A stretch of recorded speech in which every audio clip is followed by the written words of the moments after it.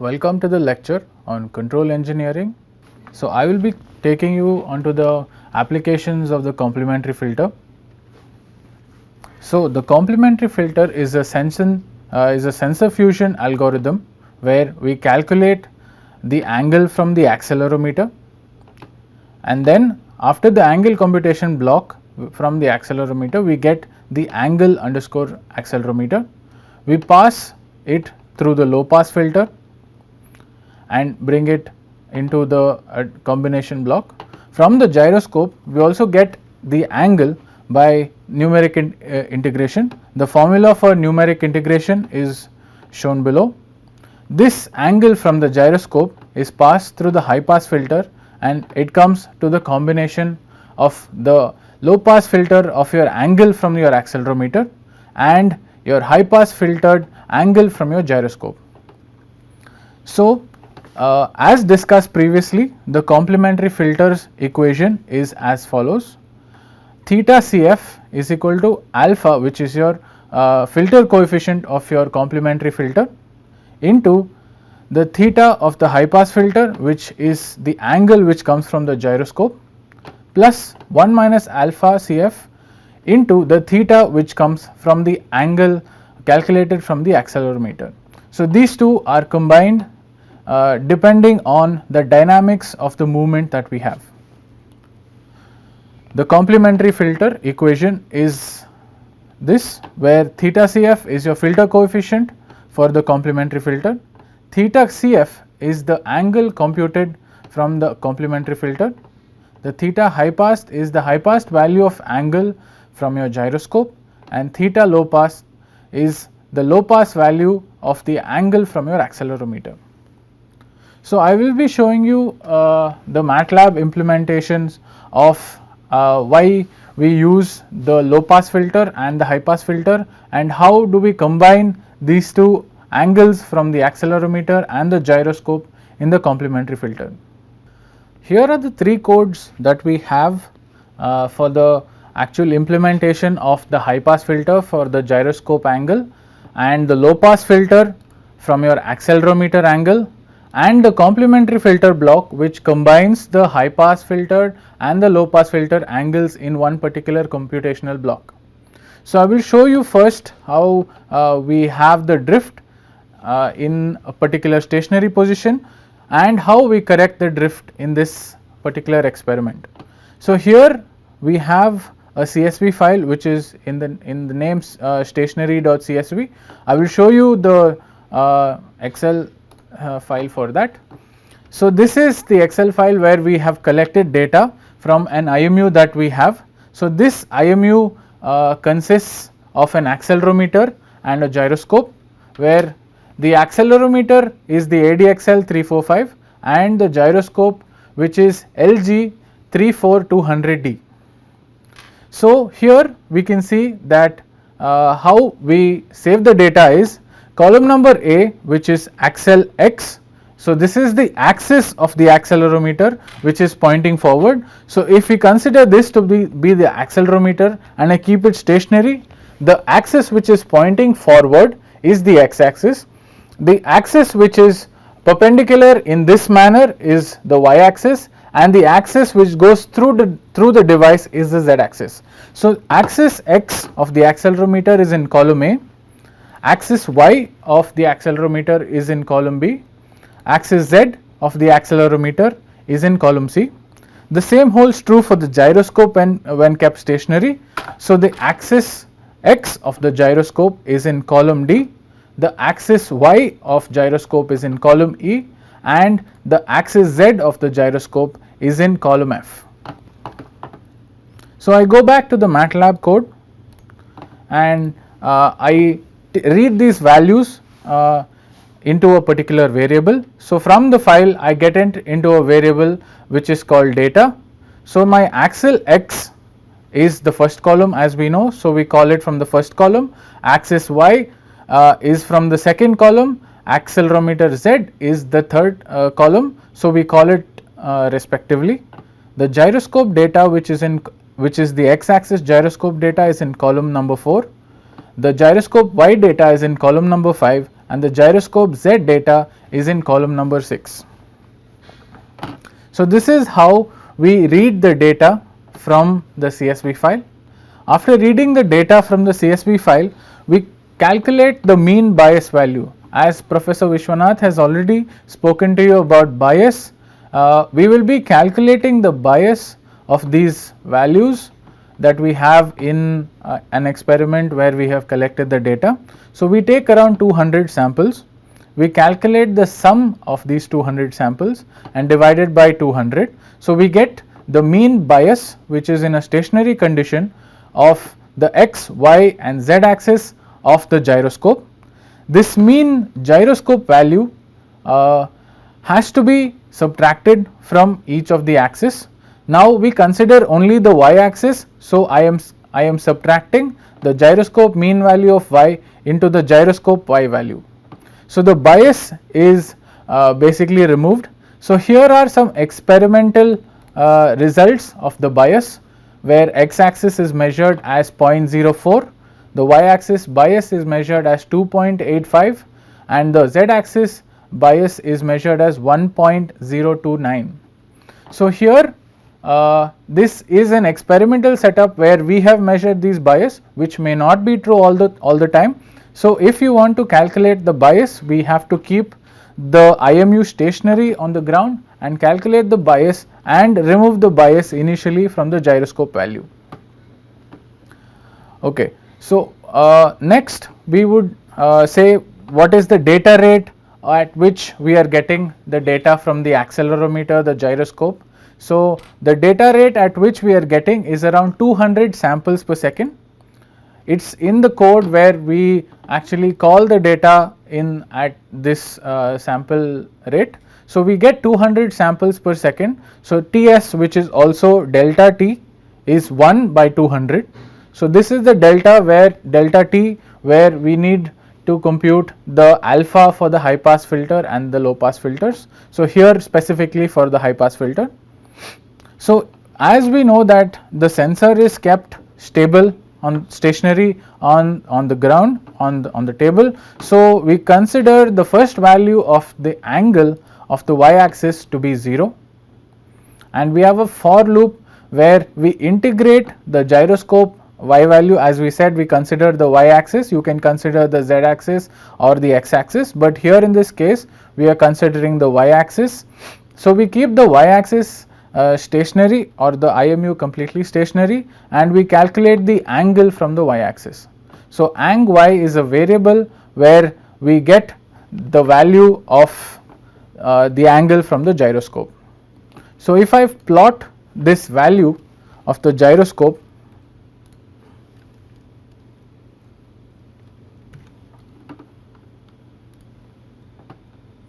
so here is the graph of the angle measured by the gyroscope. So the y axis is measuring the angle, the x axis is measuring the samples. So we can see that over a period of time, which is around 8000 samples, my value of drift, my value of the angle, which is when kept stationary, has moved from 0 to around 2.25. So we see that there is a lot of drift in this experiment that we have conducted. So how do we remove the drift of the angle computed from the gyroscope? Is by passing through the high pass filter. So I will be telling you how to pass it through the high pass filter. Okay. As we have seen how to calculate the filter coefficients previously in the lectures given by Professor Vishwanath, I will be going through the same again. So Fc is the cutoff frequency, where Fc is equal to 1 by 2 pi Rc. Now we calculate for Rc, which is your time constant tau, is equal to 1 by 2 pi Fc. From this we calculate your tau value as tau is equal to Rc, and when you want to calculate the filter coefficient, alpha Hp is equal to tau divided by tau plus delta T, or in this case it is mentioned as Ts. So the filter coefficient that we have calculated is for 3 Hertz. Your cutoff frequency of this filter is at 3 Hertz, and we get the alpha value of 0.8641. So we pass the angle computed from your gyroscope through the high pass filter using this filter coefficient. So now that we know that the alpha which for the high pass filter is 0.8641, we put it in the high pass equation which is defined previously, which is explained to you by Professor Vishwanath. So we get the value of the high pass signal as ang gyro yHp. So if I have to plot this value of ang gyro hp, which I would get a graph which looks similar to this. Yeah.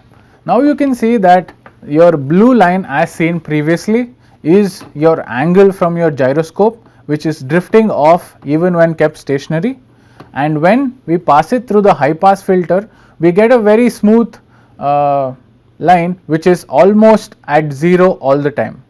So here is how we correct the drift from the angle of the gyroscope by passing it through the high pass filter. Now I will be taking you through how to reduce or how to reduce the jitter from your accelerometer by passing it through the low pass filter. Yeah, so all these codes are available in your forum. If you have any doubts with the codes, you can always contact me. So over here we are getting the data of the same stationary value. We know that your accelerometer data is in column number 1, accelerometer y is in column number 2, accelerometer z is in column number 3.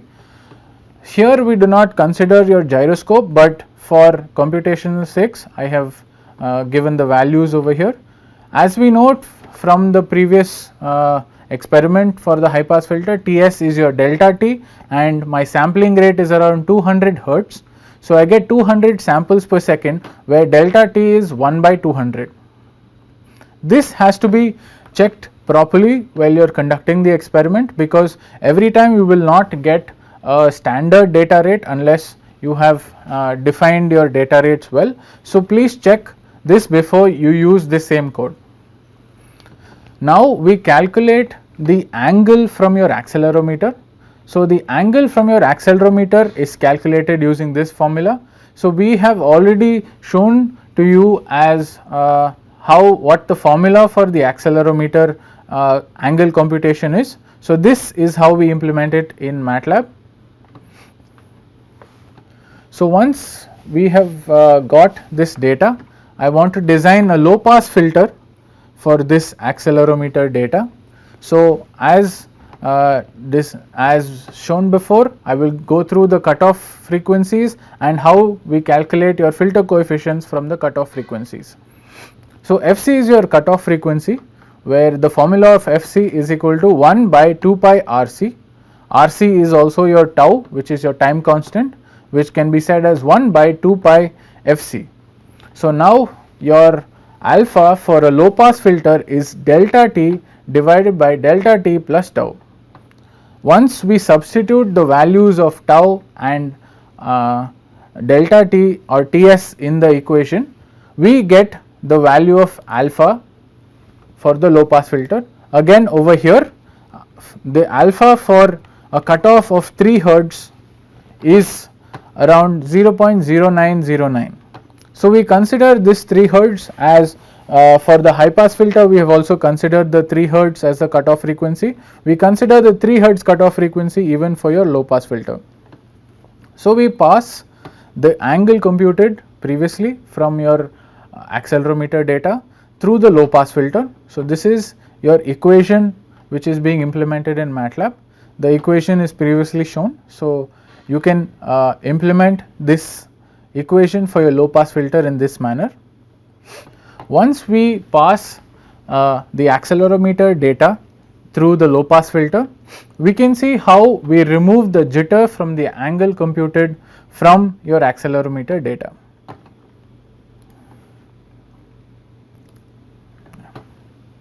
So here is the graph where when kept stationary, the accelerometer is not moving.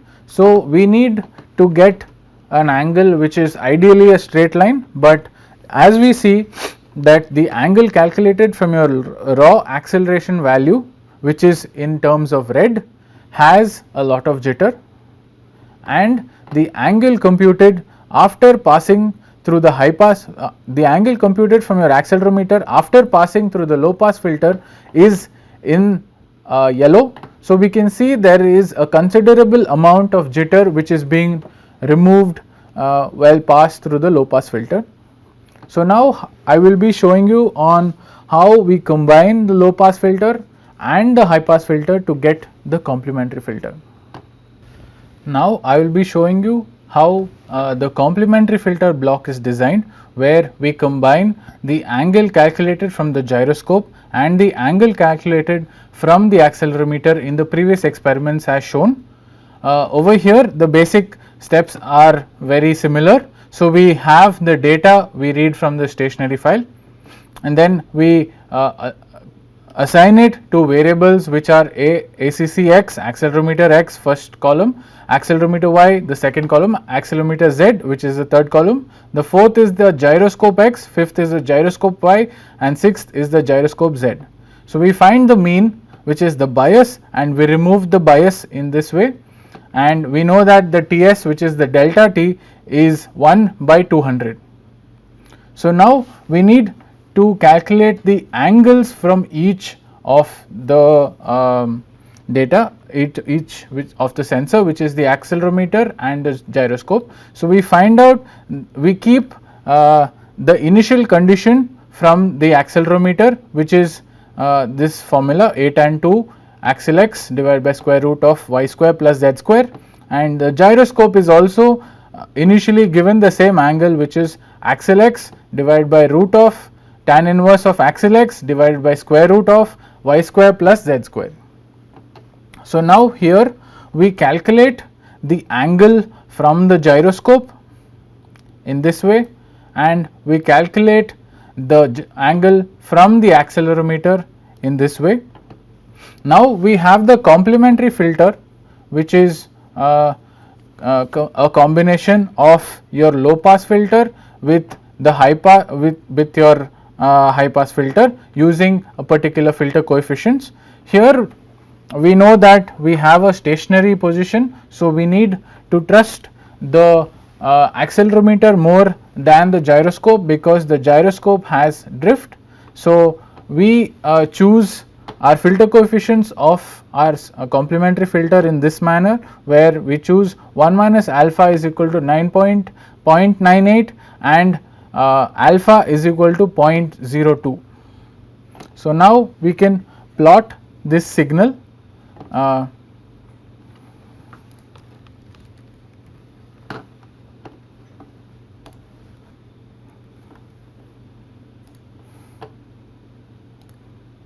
So we get it in this manner as we have seen previously. The blue line is the angle computed from your gyroscope, and the green line, which is superimposed by the red line over here, is your angle computed from your accelerometer, and the red line is the actual complementary filter angle. Now this is done without filtering, without passing each of the angles through the high pass filter or the low pass filter. So let's see on how the dynamics change when we pass the angles calculated from the gyroscope and the accelerometer through the high pass and the low pass filters. As previously calculated, our filter coefficients for the low pass filter and the high pass filter is as follows.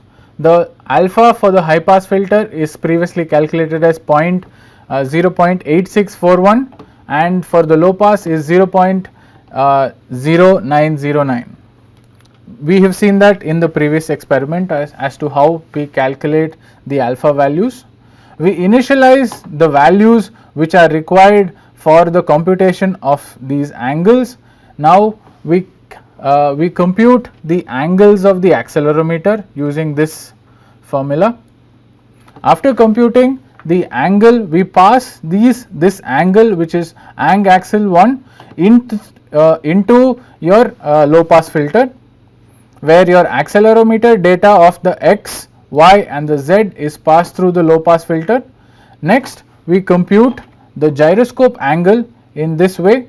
So the ang gyro is added with the gyroscope y value and multiplied with delta t, where the numerical integration is the gyroscope into delta t, which gives you angular position.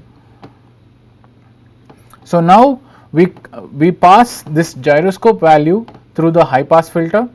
The high pass filter of the gyroscope, the angle calculated from the gyroscope is this equation. So the equation is already previously mentioned, where we pass the angle from the gyroscope through the high pass filter. Now we see that this two have to be combined using the complementary filter. So the filter coefficients from your complementary filter is alpha is equal to 0.02 and the 1 minus alpha CF is equal to 0.98. So now we can see the difference in the graphs that we get with pre-filtering and without pre-filtering from the high pass and the low pass filters. Yeah. On the left side we see a plot which is the angle calculated from your gyro, which is the blue graph. The angle calculated from your accelerometer is superimposed by your complementary filter, which is the red graph, but the green graph is your angle computed from your accelerometer.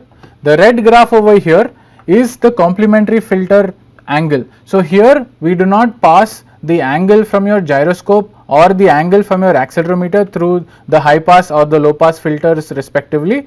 We just pass it, we just combine these two angles directly to get the complementary filter.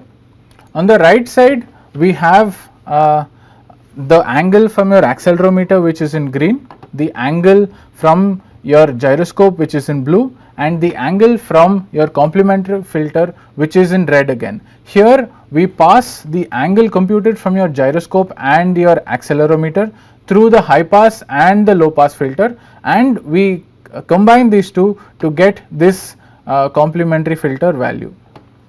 I will tell you why the gyroscope value is towards 0. That is because we see over here that the gyroscope is basically stationary. So now the movement or the angular velocity which is present in the gyroscope is very low. So we pass it, when we compute the angle, it is basically a stationary angle with lower frequency dynamics. As we see that the angles computed from the gyroscope, when passed through the high pass filter, the lower frequency which is below the cutoff frequency is actually filtered out and attenuated. Hence we get the value which is close to 0, because all the frequencies which are present in stationary is actually attenuated by the high pass filter and we get a 0 angle. So now we can see that in a stationary condition where the sensor is not moving, we can trust the accelerometer more than the gyroscope. So now we have seen the complementary filter where we combine the angles computed from the accelerometer and the gyroscope, which is passed through the low pass filter and the high pass filter respectively in a stationary position. Now I will show you an experiment where we have actually taken the gyroscope, which is strapped onto the hand, and we move the gyroscope and the accelerometer, which is a sensor which is over here, in 0 to 90 degrees manner, and bring it back to 0 degrees. So it goes from 0 degrees to 90 degrees and back all the way to 0 degrees. So here is a file where which is called movement.serial. I won't run through the code because it is the same code. I will just show you the graphs. So the graph on the left, which is your figure 1, is where we find the angle from your accelerometer and the angle from your gyroscope without passing through the high pass and the low pass filter, and combining these two angles together in a complementary filter. So, here we can see that the blue line is the angle computed from your gyroscope. The green line again, which is superimposed by the red line, is your accelerometer angle, and we see that the red line is your complementary filter angle. Here we can see the value of drift, where we can see that the angle computed from your gyroscope is drifting in a way where we get peaks from 0 to around 60 degrees, but at sample number 7000 we actually start the angle value from 60 degrees to around 120 degrees. So, here we can see the gradient in which there is the drift. So, now again on the right side we have the angle computed from your gyroscope, which is the blue line, the angle computed from your axle, which is your green line, and the angle computed from your complementary filter, which is the red line. Here we can see that, so once we compute the angles and pass it through the high pass and the low pass filter respectively, we get this kind of a response from the complementary filter, which is your red axis. After computing the angles, we see that we are trusting the accelerometer more than the gyroscope, but we can play around with the alpha value of the complementary filter to trust either the accelerometer or the gyroscope. We would trust the gyroscope more in a fast dynamic movement. So, an example to show you how we can trust the gyroscope more. On the left side we can see that till sample number 3000 we have a slow speed motion where we do not move very rapidly. We have a value where we compute in a very slow manner. On the right half, where we start from around 6500 to 8000, we have fast dynamics. So, here if I zoom in to the plot, you can see that the frequencies above 3 Hz also are captured from what is compared previously. There are the dynamics of the fast motions which are also captured. So, here we can actually compute the complementary filter by trusting the gyroscope more. So, now that we see that the higher dynamics of the gyroscope, where the gyroscope can be trusted more, I request you to play around with the alpha of the complementary filter, where if you trust the gyroscope more, where the alpha CF is given a higher weightage towards the gyroscope, the complementary filter will actually follow the gyroscope. So, I request you to please try by changing the alpha for the complementary filter. If you have any doubts, you can contact me on the forum. All these codes are posted over there. You can get in touch with me. Thank you. All the best.